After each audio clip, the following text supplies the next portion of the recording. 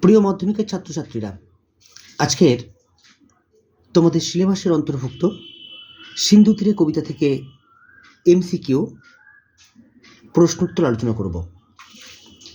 সঠিক বিকল্পটি নির্বাচন করো। এমসিকিউ প্রশ্নের মান 1। সিন্ধু তীরে কাব্যাংশটি কোন কাব্যগ্রন্থের অন্তর্গত? লোরচন্দ্রানী, পদ্মাবতী, সতী ময়না, তোহফা। সঠিক উত্তর পদ্মাবতী। পরের প্রশ্ন, সমুদ্র নৃপতি সুতা কে?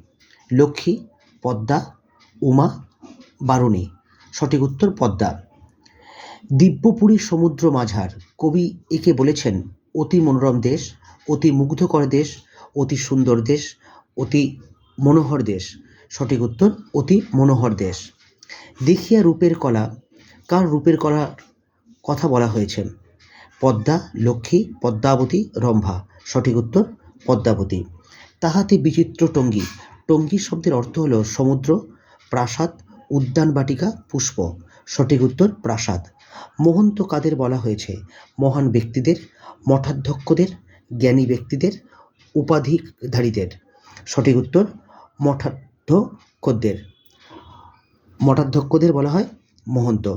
ইন্দ্রর শাপে বিদ্যাধরী, বিদ্যাধরী হলেন স্বর্গের নায়িকা অপ্সরা, ইন্দ্রের স্ত্রী, কুবেরের স্ত্রী, দেবী সরস্বতী। সঠিক উত্তর স্বর্গের নায়িকা অপ্সরা। বাহুরক কন্যার জীবন, বাহুরক শব্দের অর্থ ফিরিয়ে দেওয়া, বিশ্বাস করা, ভালোবাসা, বল পাওয়া। সঠিক উত্তর ফিরিয়ে দেওয়া।